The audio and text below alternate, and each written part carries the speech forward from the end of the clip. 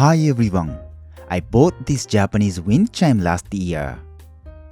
It's a summer tradition and I know the season is over, but I finally made the stand, so let's see how I made it.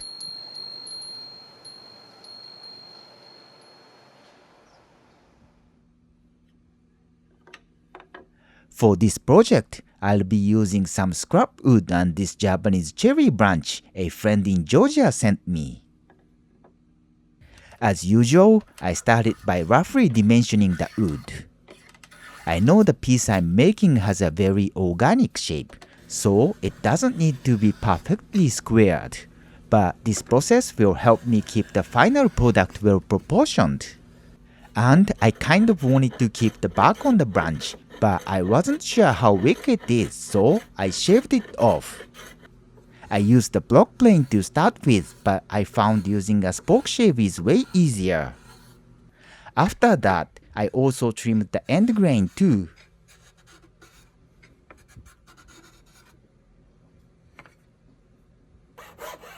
Okay, I cut out this part to its final thickness. From there, I'll mark where the mortise for the arm will be. While I could skip this step, since the arm won't be glued, I want a clean mortise. So, rather than cutting the mortise on the full thickness board, doing it on this thinner part makes it much easier to cut cleanly and accurately. Well, I really get to like a skew chisel. It's amazing when powering the surface across the grain. Anyways, I made the drill hole to create a connecting part. I always struggle to get the straight hole by a hand drill and it gets me stressed every time. Does this mean it's time to buy a small drill press? And here I quickly made a mortise for the base so I can put the small piece of wood to raise one side. I could have been more creative here, but sometimes the simple way is the best, or at least not the worst, I would say.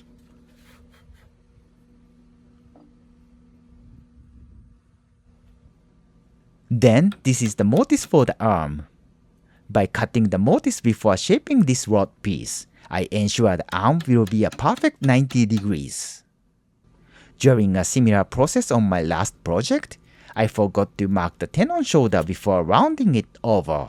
So this time I was extra careful. The sycamore is soft, so it was easy and I was successful at cutting the slight angle on the side for the wedge to fit.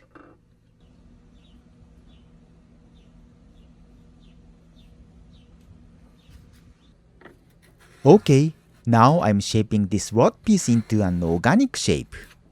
From the last project, I learned the importance of marking at every step and trimming away the waste little by little to maintain a good balance. Otherwise, since I'm not very good at visualizing objects in 3 dimensions, it would end up being an unbalanced something that just has a smooth and rounded surface, and for convenience, I'd have to call it an organic shape. Well, let me give you a quick announcement. I made a Discord community where I'll be sharing project updates and future plans and where I'll just be chatting. It's for those who have donated to me, and I've sent an invitation email to everyone who has done so in the past. If you haven't received your invitation, please let me know. I'll send it to you. Also, if you are interested in it, please see the description.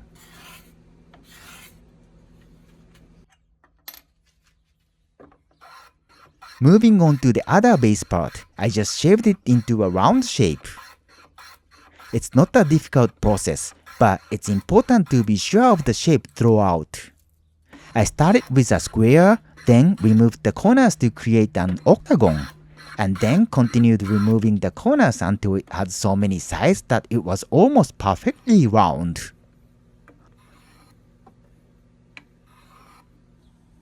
Well, I ended up doing this process twice because I realized the center hole I thought was straight enough was actually pretty tilted. If I had the space for a drill press, I'd really need it.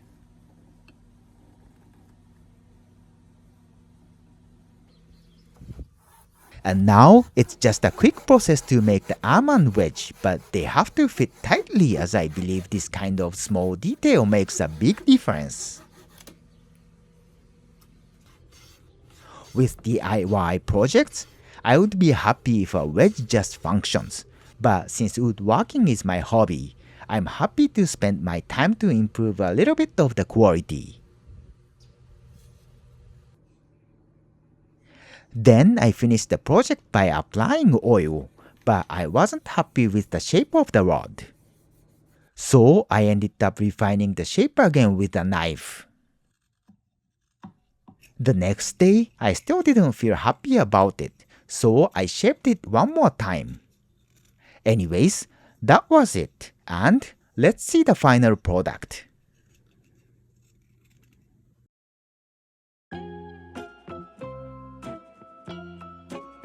Oh, yeah, since this is a seasonal piece, it's designed as a knockdown kit you can put away in a box. As you can see, it's easy to assemble.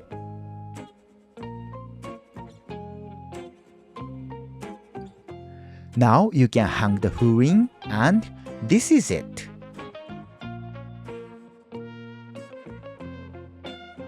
It's a small project, but it took a long time to design this original stand. And I love how it came out. Oh, I forgot to mention, but I'll be bringing it to my grandpa's place next month. So hopefully he'll like it. Okay, I guess that's it for today. Thank you so much for watching. I would be happy if you liked the video and happier if you subscribe to this channel. If you have any suggestion to my video, it's also welcome. See you!